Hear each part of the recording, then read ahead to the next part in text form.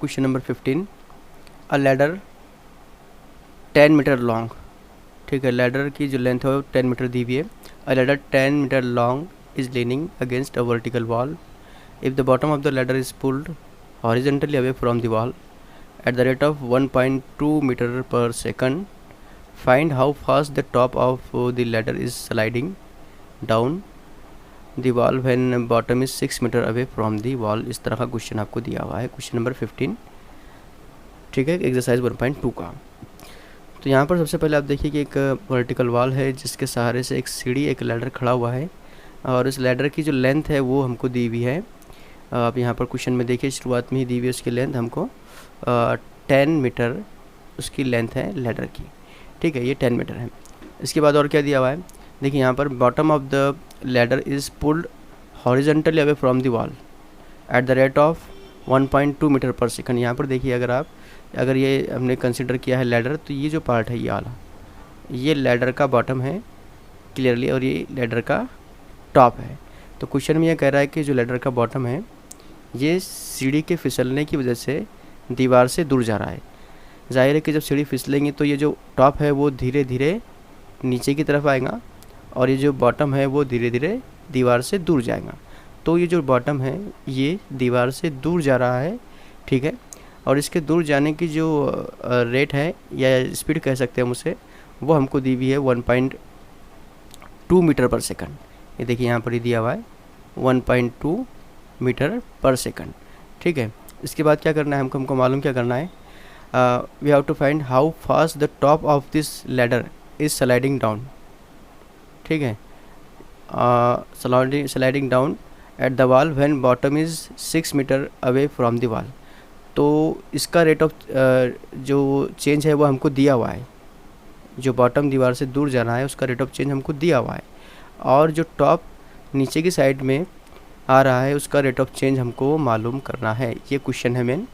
अच्छा, ये कब मालूम करना है, जब जो दीवार का बेस और लैडर का बॉटम इन दोनों का डिस्टेंस जब 6 मीटर होगा उस वक्त इसका रेट ऑफ चेंज क्या होगा टॉप के नीचे आने का, ये हमको मालूम करना है। तो सबसे पहले हम इसे कन्वर्ट करते हैं एक सिंपल सी डायग्राम में। तो आप यहाँ पर देख सकते हैं कि यहाँ पर हमको एक राइट एंगल ट्रायंगल मिल रहा है, ठीक है। ये AC जो है वो लैडर है, AB ये दीवार है, दीवार का है, या फिर जो टॉप ऑफ द लैडर है और जो बॉटम ऑफ या फिर बेस ऑफ वॉल है, इन दोनों का डिस्टेंस है। और ये दीवार और दीवार के बेस और लैडर के बॉटम का डिस्टेंस यहाँ पर BC है। ये हमने डायग्राम यहाँ पर ड्रा कर लिया, ठीक है। अब यहाँ पर हम नाम दे दिए ABC। अब X सपोज़ दीवार के बेस और लैडर के बॉटम का दरमियानी डिस्टेंस है, और वैसे ही Y जो सीढ़ी है उसके टॉप और जो दीवार का बेस है उनका दरमियानी डिस्टेंस है। देखिए यहाँ पर AB जो है, AB is equal to distance between top of ladder and base BC, ठीक है। ये जो बेस है यहाँ पर ये बेस का है, या फिर इस दीवार का जो बेस B है हम यहाँ पर ये भी कंसिडर कर सकते हैं। तो यहाँ पर हमने AB जो कंसिडर किया वो top of ladder and base of BC। तो ये कितना है, हमने इसको Y कंसिडर किया। इसके अलावा यहाँ पर X हमने किसे लिया, तो X है distance between bottom of ladder and the wall, इन दोनों का दरमियान डिस्टेंस हमने यहाँ पर X कंसिडर किया। इसके बाद में जो लेंथ ऑफ लैडर है वो है 10 मीटर, ये दिया हुआ है हमको। तो ये तीनों चीज़ें हमने यहाँ पर लिख लिया, जो कुछ हमको दिया हुआ था या फिर जो कुछ हमने कंसिडर किया, जो चीज़ें हमें प्रॉब्लम सॉल्व करने में मददगार साबित होने वाली है वो सब हमने यहाँ पर लिख लिया। एक डायग्राम भी हमने ड्रॉ कर लिया अपनी सहूलत के लिए, ठीक है। इसके बाद यहाँ पर आप देखिए कि हमको जो दिया हुआ है वो देखिए, हमको दिया हुआ क्या था, यहाँ पर हमको दिया हुआ है कि the bottom of ladder is pulled horizontally away from the wall at the rate of 1.2 metre per second. हमने पहले भी इस बारे में बात की कि ये जो बॉटम है सीढ़ी का वो दीवार से दूर जा रहा है 1.2 मीटर पर सेकंड की स्पीड से। तो अब ये जाहिर है कि बॉटम जब दीवार से दूर जा रहा है तो उनका दरमियानी डिस्टेंस जो है वो यहाँ पर इंक्रीज़ होगा, है ना। जो क्या कहेंगे इसको हम, X की जो वैल्यू है वो इंक्रीज़ होंगी जब बॉटम दीवार से दूर जाएगा तब। तो हमको यहाँ पर rate of change of X दिया हुआ है या फिर rate of increase of X दिया हुआ है 1.2 मीटर पर सेकंड, यानी distance between B point and C point increase at the rate of 1.2 metre per second, हम ऐसे भी कह सकते हैं यहाँ पर। तो dx/dt हमको 1.2 मीटर पर सेकंड दिया हुआ है, इसे हम इक्वेशन नंबर 1 कंसिडर कर लेते हैं। ठीक है, इसके बाद अब देखिए कि इन ट्रायंगल ABC, आप देखें यहाँ पर, तो ये जो एंगल B है ये है राइट एंगल ट्रायंगल, और ये जो ABC है वो राइट एंगल ट्रायंगल है। ठीक है, हाँ, एंगल ABC ये राइट एंगल है, और एंगल ABC राइट एंगल होने की वजह से जो ट्रायंगल हमको मिला वो राइट एंगल ट्रायंगल है। अब यहाँ पर हम यूज़ करेंगे फिथागोरस का जो लॉ है वो, यानी कि पाइथागोरियन लॉ। तो पाइथागोरियन लॉ की मदद से हमको यहाँ पर मिलेगा AC² equal to AB² plus BC²। ये बहुत बेसिक चीज़ है जो आपको पहले से पता है और होनी चाहिए। तो इस लॉ का हम यहाँ पर यूज़ करेंगे। AB क्या है, यहाँ पर हमने जो कंसिडर किया था उसमें AB की वैल्यू है y, BC की वैल्यू हमने x ली है, और AC की वैल्यू है 10। तो यहाँ पर हम लिख सकते हैं y² plus x² equal to 10², यानी कि x² plus y² equal to 100। अब इसे आप डिफ्रेंशिएट कर सकते हैं विद रिस्पेक्ट टू 2। इसे अगर इक्वेशन नंबर 2 कंसिडर करें तो with respect to t differentiate करने के बाद आपको मिलेगा यहाँ पर d/dt x² plus y² equal to d/dt 100, यानी कि 0। तो हमको यहाँ पर इसका सोल्यूशन कुछ इस तरह से मिलेगा। देखिए यहाँ पर y² का डेरिवेटिव 2y, dy/dt x² का डेरिवेटिव x², dx/dt, और 100 का डेरिवेटिव 0। ये बहुत बेसिक चीज़ है। ठीक है, इसके बाद इसमें से हम 2 भी कॉमन निकाल सकते हैं, दोनों साइड से कॉमन निकाल के उसे राइट में शिफ्ट करेंगे तो 0 हो जाएगा, यानी कि सिर्फ हमको लेफ्ट में मिलेगा y dy/dt x dx/dt equal to 0। यानी इक्वेशन नंबर 1 में से अगर हम dx/dt की वैल्यू 1.2 रख दें तो हमको मिलेगा y dy/dt x इंटू 1.2, क्योंकि dx/dt की जो वैल्यू है वो 1.2 है। हमने यहाँ पर इक्वेशन नंबर 2 में यहाँ पर इसे इंडिकेट किया है, लिखा है। तो देखिए क्या होंगे यहाँ पर, इक्वल टू 0। अगली स्टेप पे आप लिखिए यहाँ पर y dy/dt equal to -1.2x, यानी dy/dt equal to -1.2 x upon y। ठीक है ना। अब क्या है यहाँ पर, ये जो है एक बेसिक फॉर्मेट हमको यहाँ पर मिल गया, dy/dt यानी कि rate of change of y हमको यहाँ पर मिल गया। ठीक है, इसके बाद हमको जो मालूम करना है वो मालूम करना है rate of change of y, लेकिन कब मालूम करना है, जब यहाँ पर बॉटम जो है वो 6 मीटर अवे होगा वॉल से, यानी कि B और C का दरमियानी डिस्टेंस जब 6 मीटर होगा तब हमको मालूम करना है rate of change of y। तो हम यहाँ कंसिडर कर लेते हैं लेट x इक्वल टू 6 है ना। We have to find dy/dt when x equal to 6। तो x की वैल्यू 6 जब हम इक्वेशन नंबर 2 में रखेंगे, यानी कि यहाँ पर, तो हमको मिलेगा यहाँ पर y² प्लस 6² इक्वल टू 100। ठीक है, यानी कि y² प्लस 36 इक्वल टू 100, यानी y² इक्वल टू, यहाँ पर एकदम सिंपल कैलकुलेशन है, हमको y² इक्वल टू मिलेगा 64। तो 64 जो है ये 8 का स्क्वायर है, यानी कि हमको y equal two plus minus 8 मिलेगा। लेकिन क्योंकि y जो है ये डिस्टेंस है टॉप ऑफ लैडर और बेस ऑफ वॉल, या फिर बेस का दरमियानी डिस्टेंस है, और डिस्टेंस हमेशा पॉजिटिव होता है, इसलिए हमको y की जो वैल्यू है वो प्लस 8 कंसिडर करना है। तो हमको यहाँ पर y इक्वल टू 8 मिल गया। y इक्वल टू 8 कब मिला, जब x की वैल्यू 6 होगी तो y की वैल्यू जो है वह हमको 8 मिलेगी। ठीक है, तो हमको मालूम क्या करना है, हमको dy/dt मालूम करना है व्हेन x इक्वल टू 6। तो जब x इक्वल टू 6 होगा तब dy/dt जो है हमको क्या मिलेगा, वो हमको मेन चीज़ मालूम करना है। तो x इक्वल टू 6 के लिए हमने y इक्वल टू 10 मालूम किया। अब हम इक्वेशन नंबर 3 यूज़ करेंगे और हमारा फाइनल आंसर हमको मिल जाएगा। तो dy/dt हमको मिलेगा -1/2 into x upon y। x upon y मतलब 6/8। अब इसको आप कैलकुलेट कीजिए, सिंपल क्वेश्चन अब यहाँ पर है। तो आप यहाँ पर अगर इन दोनों को मल्टीप्लाई करेंगे, 6 और 1.2 यानी 12 और 6 को मल्टीप्लाई करना है एक तरह से, तो हमको यहाँ पर 72 मिलेगा, यानी कि 7.2 मिलेगा। ठीक है ना। अब 72 को अगर मैं 8 से डिवाइड करूँ तो 8 इंटू 9 होता है 72। ठीक है, पॉइंट को एक वक्त के लिए आप भूल जाए, तो 72/8 जो है तो 9 होगा। अब पॉइंट को यूज़ करें तो 0.9 आपको आंसर यहाँ पर मिलेगा, -0.9 इस तरह से। ठीक है, तो यहाँ जो हमारा जो क्वेश्चन है ये भी कम्प्लीटली सॉल्व होता है। यहाँ पर आप कंक्लूजन लिखिए, the top of ladder is sliding down the wall at the rate of 0.9 metre per second. यहाँ पर नेगेटिव साइन किस बात को डिनोट कर रही है, यहाँ पर नेगेटिव साइन का मतलब है कि जो डिस्टेंस है टॉप ऑफ लेडर और बेस का वो डिक्रीज़ हो रहा है। ठीक है, इससे पहले जो 14 वाला क्वेश्चन था उसमें भी डिक्रीजिंग वाला मामला था, लेकिन क्योंकि हमने वहाँ पर शुरुआत में डिक्रीजिंग के अंदर भी नेगेटिव साइन का इस्तेमाल नहीं किया था, इसलिए आंसर के अंदर भी हमको नेगेटिव नहीं मिला था। यहाँ पर जो है rate of change of x हमने पॉजिटिव लिया है, क्योंकि ज़ाहिर है कि जो हमने क्वेश्चन को प्लॉट किया था उसमें एक्स की वैल्यू इंक्रीज़ हो रही थी और इंक्रीज़ वाली वैल्यू यहाँ पर प्लस साइन के साथ दी हुई थी, तो डिक्रीज़ वाली वैल्यू के अंदर हमको यहाँ पर नेगेटिव साइन मिल गया। देखिए क्वेश्चन नंबर 16 हमको दिया हुआ है, if water is poured into an vertical hollow cone whose semi vertical angle is 30 degree so that its depth measured along the axis increase at the rate of 1 centimeter per second, and we have to find here find the rate at which the volume of water increase when the depth is 2 centimeter। Question दिया हुआ है जिसके अंदर अब हमको use करना है एक कोन का यूज़ करना है, ठीक है। अच्छा, दिया हुआ क्या है मेन चीज़ हमको ये दिया हुआ है कि इस कोन के अंदर पानी भर रहा है और इसके पानी भरने की वजह से, देखिए यहाँ पर पहले समझ लेते हैं हम बात को कि कोन तो पहले हमको इन्वर्टेड कोन दिया हुआ है इस तरह से, ठीक है, और इसमें पानी भर रहा है। जाहिर है कि पानी भर रहा है मतलब ये जो पानी इसमें भरा जाएगा उस पानी का शेप जो बनेगा वो भी कोन की तरह ही बन जाएगा, क्योंकि पानी का अपना तो कोई शेप नहीं होता। अगर उसे आप कोन के अंदर भरेंगे तो कोन जैसा बन जाएगा, और आप इसे स्फीयर में भरेंगे स्फीयर बन जाएगा, आप इसे सिलेंडर में भरे वो सिलेंडर के जैसा बन जाएगा। जाहिर है कि कोन में हम इसके अंदर पानी भर रहे हैं तो इसका जो शेप बनेगा पानी का वो कोन की तरह ही बनेगा, ठीक है। अब कोन यहाँ पर इस तरह से खड़ा है, इसमें पानी भर रहा है, तो जाहिर है कि इसका जो वॉल्यूम है, पानी का जो वॉल्यूम है वो कोन के वॉल्यूम के बराबर होगा, क्योंकि अगर हम इस पानी से भरे हुए कोन का वॉल्यूम मालूम करेंगे तो हमें जो पानी का वॉल्यूम है वो मिल जाएगा, ठीक है। यानी हम यहाँ पर जो कोन के फार्मूले है वो यूज़ करके पानी का वॉल्यूम मालूम कर सकते हैं, कहने का मतलब ये है, ठीक है।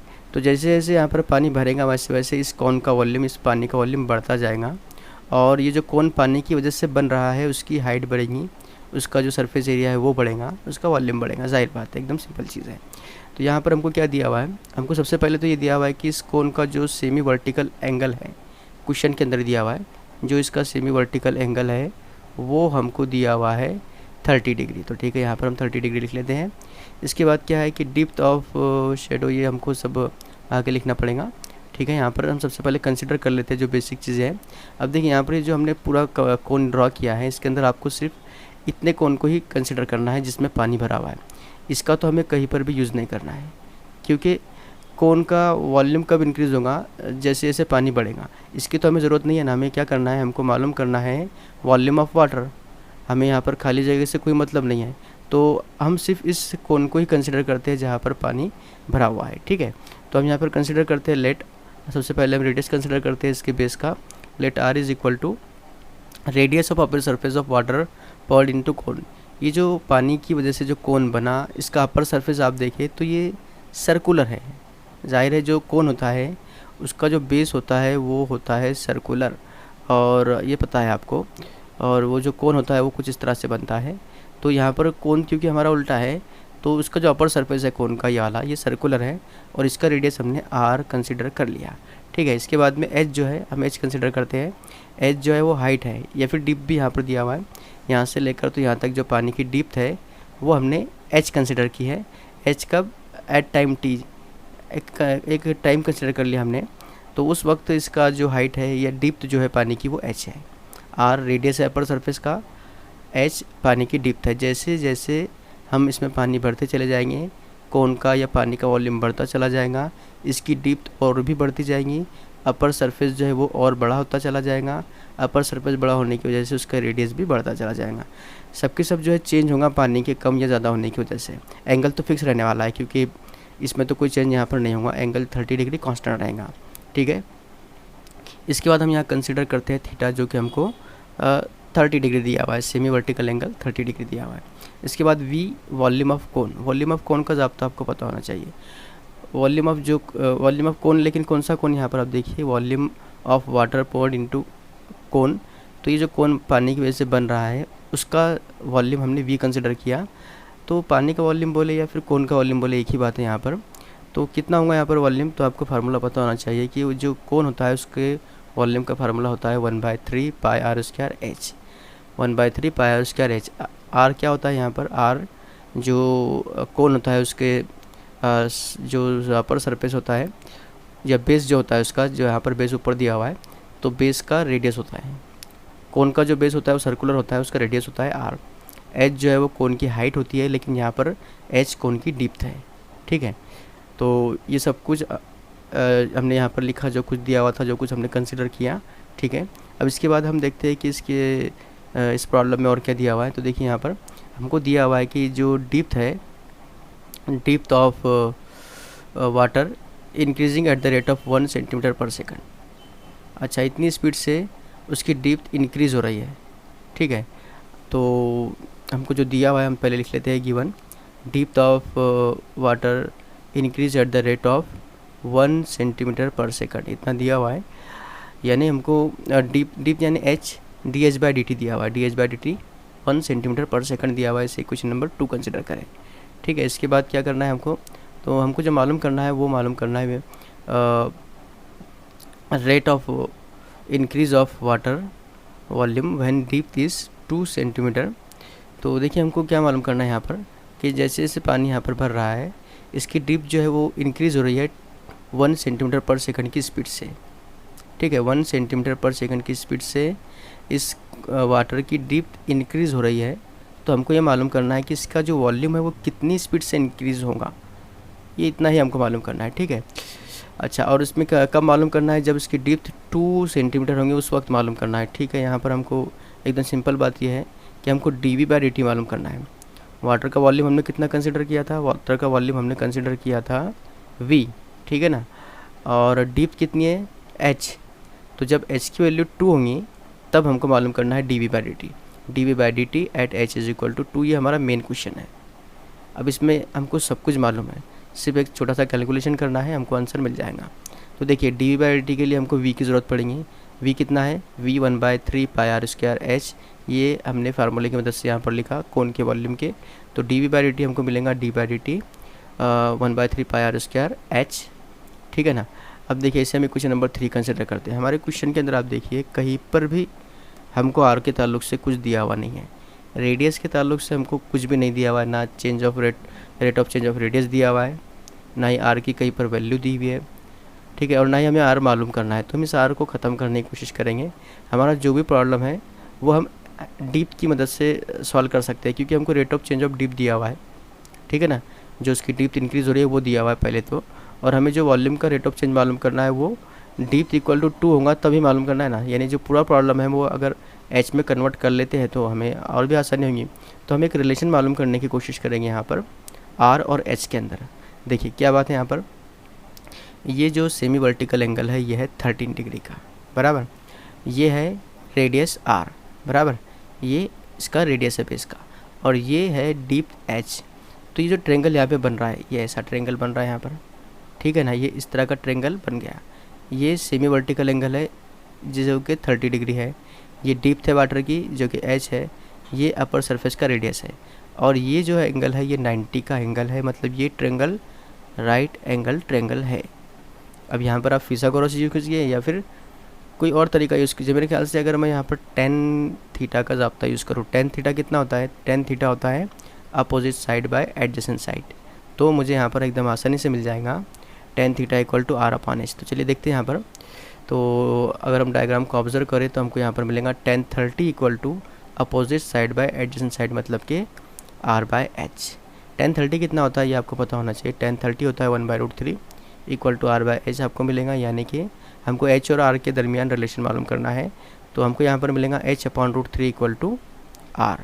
अब ये वैल्यू हम पुट कर देंगे क्वेश्चन नंबर 3 के अंदर यहाँ पर। तो D V by D T कितना हो जाएगा फिर, अब D V by D T हो जाएगा D by D T 1/3 pi R square की जगह हमने h बाई √3 पुट कर दिया, और ये h पहले से था। यहाँ पर ये जो r है ना आप देख रहे हैं, इस r की जगह पे हमने h बाई √3 पुट किया। अब इसको जितना पॉसिबल उतना सॉल्व करने की कोशिश करेंगे, हम सिंप्लीफाई करने की कोशिश करेंगे। तो देखिए ये जो है 1/3 पहले से था, और पाई ये कांस्टेंट था, ये डेरिवेटिव के बाहर निकलेगा।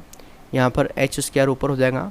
ठीक है, अगर आप इस स्क्वायर को अंदर लाएंगे, ये वाला स्क्वायर, ये स्क्वायर को जब अंदर लेके आएंगे तो ये h स्क्वायर हो जाएगा, और ये होगा √3 स्क्वायर। तो √3 स्क्वायर जो है ये √3 और स्क्वायर दोनों कैंसिल होंगे, सिर्फ 3 बच जाएगा, यानी कि यहाँ पर सिंगल 3 होगा। तो ये 3 और ये 3 दोनों मिलके बना लेंगे 9। तो 1/9 पाई ये डेरिवेटिव के बाहर होगा और बचेगा सिर्फ एच स्क्वायर इंटू एच यानी कि एच क्यूब। इसे आप और सिंप्लीफाई करें तो और सिंप्लीफाई करने के बाद आपको यहाँ पर जो मिलेगा वो होगा D V by D T equal to 1/9 pi H cube का डेरिवेटिव होगा 3h square D H by D T. ठीक है, अब यहाँ पर हम कैंसिल कर सकते हैं इस 3 को, इस 9 से बचेगा अकेला 3, यानी कि D V by D T जो है उसकी वैल्यू मालूम करना हमारे लिए आसान हो जाएगी है। तो देखिए भाई क्वेश्चन नंबर 2 में हमको D H by D T दिया हुआ है 1, यानी मैं इस D H by D T की जगह पर 1 पुट कर सकता हूँ। तो D V by D T equal to मुझे मिलेगा 1/3 पाई एच स्क्वायर इंटू 1। ठीक है, यानी कि जब h की वैल्यू 2 होंगी, जैसा कि हमें मालूम करना क्या है, ये देखिए हमने यहाँ पर लिखा था हमको D V by D T मालूम करना है जब h की वैल्यू 2 होंगी। तो when h is equal to 2, D V by D T जो होगा वो होगा 1/3 पाई और h की वैल्यू 2 रख दे तो 2 स्क्वायर, और 1 तो लिखने की ज़रूरत नहीं है। ठीक है, क्योंकि 1 मल्टीप्लाई करो तो आंसर हमको जैसा कि वैसे मिलता है, यानी हमको यहाँ पर मिलेगा 4/3 पाई। ठीक है, 4/3 पाई, यानी कि 4 पाई/3 की मतलब है D by D T equal to 4 पाई/3। और इसका जो रेट ऑफ चेंज अगर मालूम कर रहे हैं तो इसका यूनिट होगा सेंटीमीटर क्यूब पर सेकंड, क्योंकि हमने rate of change of volume मालूम किया है। तो यहाँ पर हमारा प्रॉब्लम कम्प्लीटली सॉल्व होता है, volume increase at the rate of 4 pi centimetre cube per second. ठीक है, यहाँ पर क्वेश्चन नंबर 16 के साथ साथ हमारी जो एक्सरसाइज 1.2 है वो भी कंप्लीट होती है।